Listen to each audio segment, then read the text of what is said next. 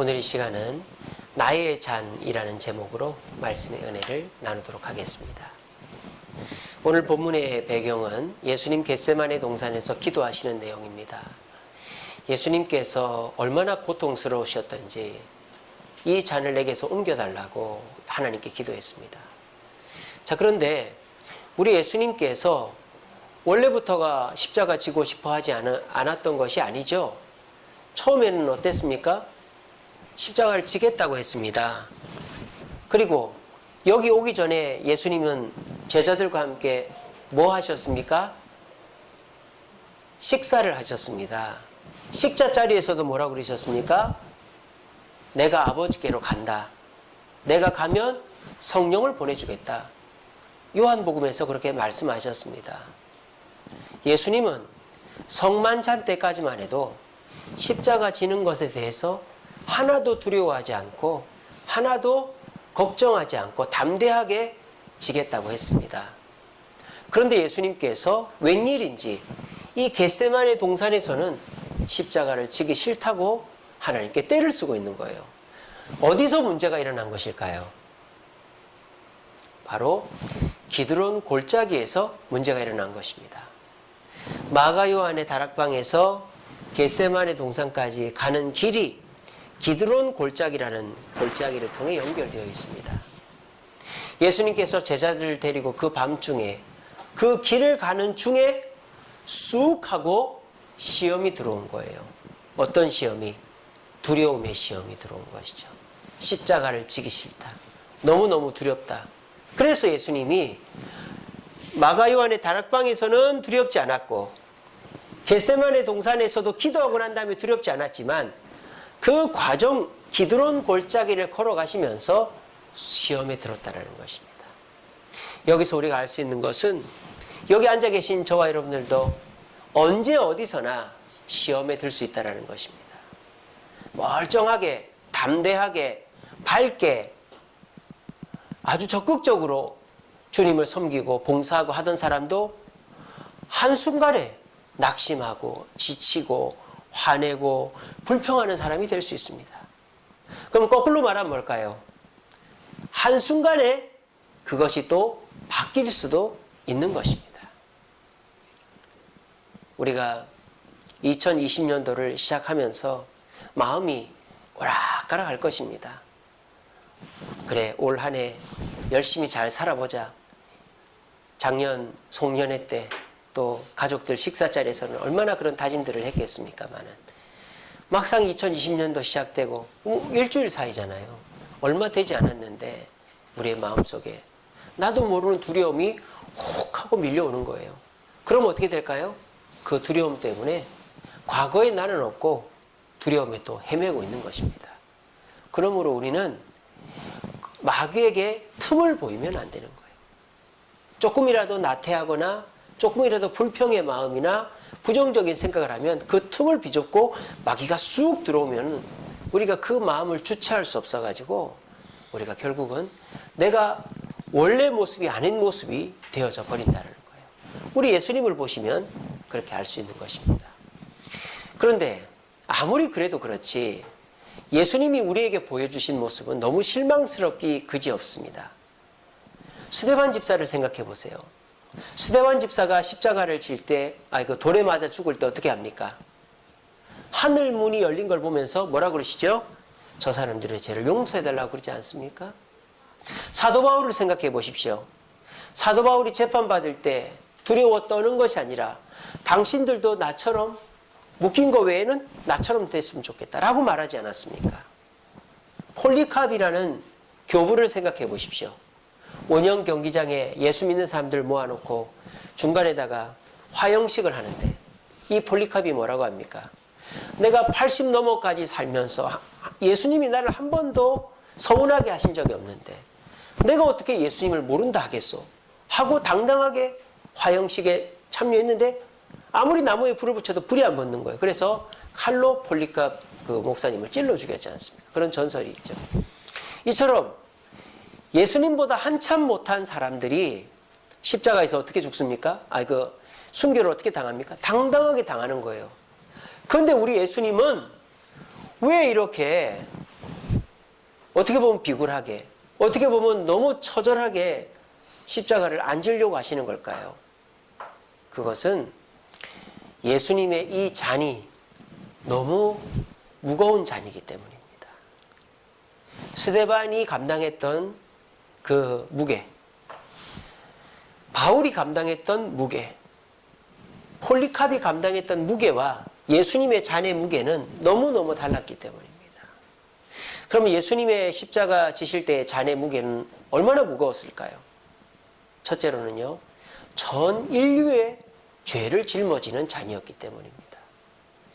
만약에 여러분들도 운전을 하는데, 제가 이제 중고등부 아이들 데리고 수련회를 가면 항상 그런 식인데, 다 자고 있어요. 나 대신 운전해 줄 수 있는 사람이 없어요. 게다가 빨리 가야 돼. 시간이 늦으면 안 돼요.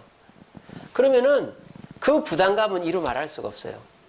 차라리 천천히 가도 되고, 나 대신에 운전할 수 있는 사람이 있으면 덜 피곤하고 덜 졸린데, 운전을 해줄 수 있는 사람이 아무도 없고 다 자고 있고, 그리고 시간 안에 가야 된다 이러면은 그 부담감 때문에 더 졸리고 피곤해지는 것이죠.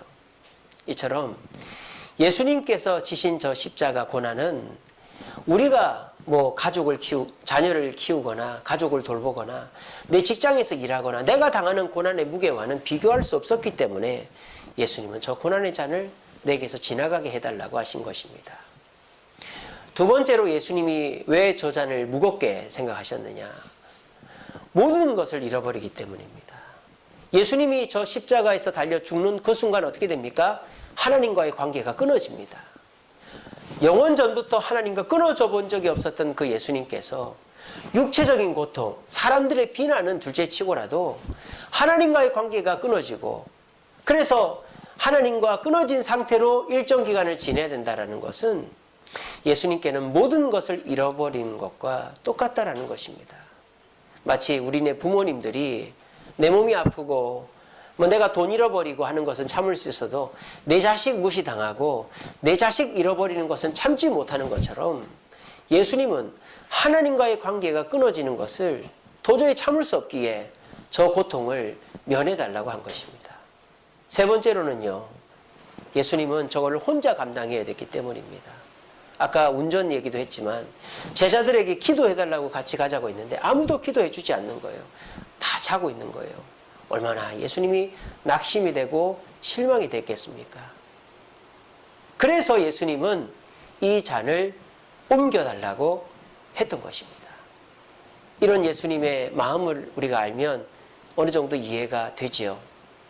그런데 예수님은 기도를 통해 기드론 골짜기에서 틈탔던 마귀의 시험을 이기시고 십자가를 당당하게 지셨습니다. 그리고 승리하셨습니다. 그런데 그 예수님께서 저와 여러분들에게 이 잔을 권하고 있습니다. 가정에서, 직장에서, 교회에서 남들이 피하는 그 잔을 이제 저와 여러분들에게도 함께 지자고 권하고 있습니다. 여러분들은 어떻게 하고 계십니까?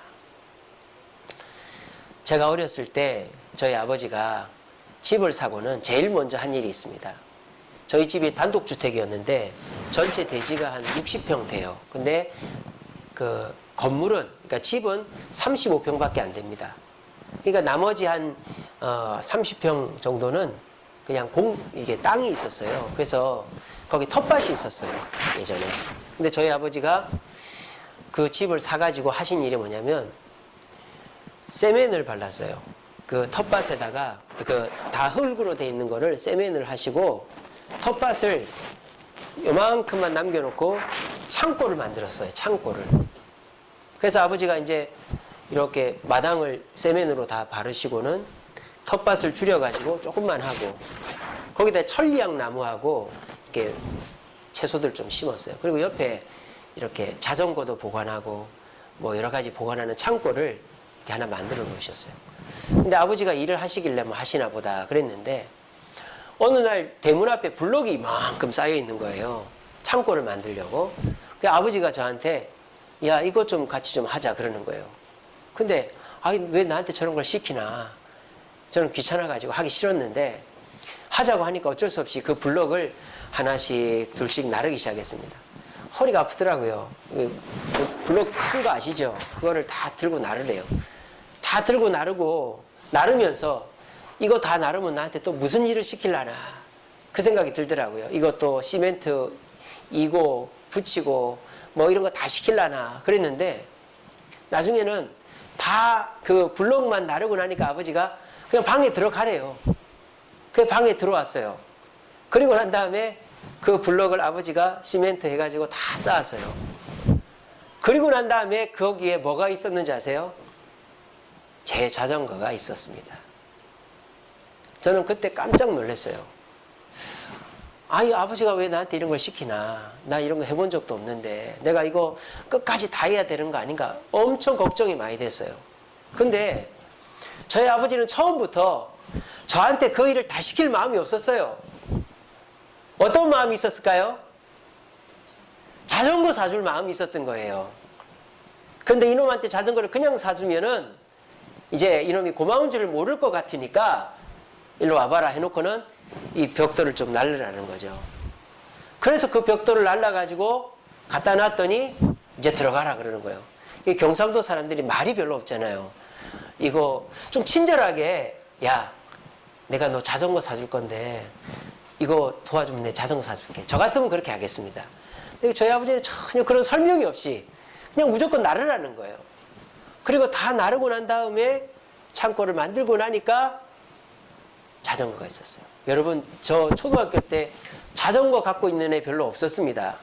다 아버지 자전거 훔쳐가지고 타고 다니지 자기 자전거 없었어요. 근데 저는 그때 제 자전거가 있었어요. 저는 우리가 하나님께 받는 잔이 그와 같다고 생각합니다. 하나님은 여러분들한테 내 잔을 너도 같이 나누자라고 말씀하고 계십니다. 근데 우리는 생각할 때 우리 주님의 잔이 이러했기 때문에 나도 이 정도의 이 책임감을 느껴야 된다고 생각합니다. 그래서 우리 주님께서 십자가 지실 때 전 인류의 죄를 지셨고 모든 것을 잃어버리셨고 혼자 감당하신 것처럼 주님께서 나에게 사명을 맡기실 때 나도 다른 사람의 짐까지 다 맡아야 되고 내가 이거 하기 위해서는 시간도 물질도 내 힘도 다 이제 내려놔야 되고 또 아무도 안 도와주니까 나 혼자 해야 되고 이런 두려움들이 있단 말이에요. 근데 여러분 그런 두려움은 갖지 마세요. 왠지 아세요? 이제는 여러분이 혼자가 아니기 때문입니다. 예수님의 이 잔은 혼자 감당하는 잔이었어요. 예수님은 십자가를 누구랑 같이 질 수가 없었습니다. 혼자 할 수밖에 없었어요. 그러니까 이렇게 힘들 수밖에 없었죠. 근데 예수님은 지금 이 시간 저와 여러분들한테 이 잔을 나누자고 하면서 여러분들 혼자 지라고 하는 것이 아닙니다. 내가 져주겠다라는 거예요. 마치 저희 아버지처럼 저희 아버지가 자전거를 사주고 싶은데 그냥 사주면 이놈이 버릇없고 귀한 줄 모르니까 벽돌이라도 몇 장 나르게 한 다음에 사줘야 되겠다. 그 생각하신 것처럼 하나님은 여러분들에게 하나님의 사명을 나누어지게 하고는 보고 계신 것이죠. 내가 쟤한테 복을 그냥 주면 귀한지 모르니까 내가 이것을 좀 시켜보고 난 다음에 복을 줘야 되겠다라고 생각하고 계시는 것입니다.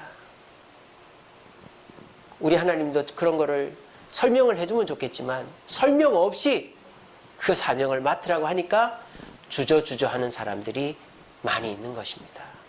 그래서 제가 여러분들한테 설명을 해드리는 것입니다.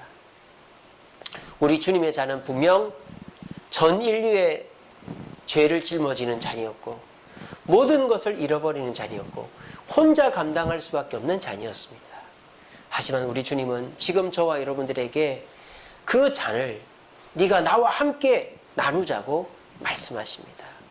거기에 순종하는 자, 저희 아버지가 저에게 자전거를 선물했듯이 우리 주님도 여러분이 원하고 바라는 것으로 갚아주실 줄로 저는 믿습니다.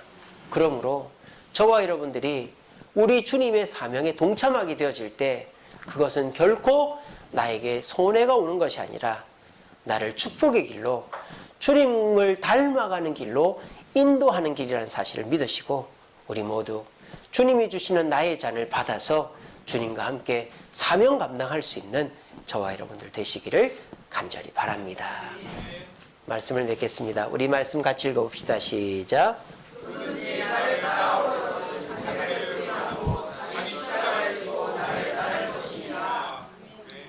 우리 주님 우리에게 십자가를 지라고 말씀하십니다. 얼마나 부담스러운 말씀입니까? 근데 우리 주님이 이 말씀만 한 게 아니죠. 또 어떤 말씀이 있습니까? 수고하고 무거운 짐진 자들아 다 내게로 오라. 내가 너희를 쉬게 하리라. 근데 그 쉬게 하는 게 어떻게 쉬게 한다고요? 나와 함께 멍에를 매자고 하십니다. 우리는 그 말씀과 이 말씀을 같이 봐야 되는 거예요. 우리가 지는 십자가는 예수님이 진 십자가에 비하면 아무것도 장난감입니다. 장난감. 예수님은 진짜 무거운, 인류에서 그만큼 무거운 책임감은 없었을 거예요. 그 무거운 책임감으로 십자가를 지셨습니다. 그리고 우리한테는 마치 장난감과 같은 십자가를 지라고 하십니다. 근데 그 책임감이 겉으로 볼 때는 엄청 무거워 보입니다. 아무도 안 나설 것 같고 나 혼자 져야 될 것 같고 내가 다 망할 것 같습니다. 하지만 우리 주님은 그 십자가를 지는 척이라도 하면 반드시 가만히 있지 않고 축복으로 대갚아 주시려고 지금 준비하고 계신 것입니다. 이것이 아버지의 마음이고 우리 예수님의 마음입니다. 여러분, 우리 주님은 공짜가 없습니다. 반드시 되갚아 주시는 분입니다.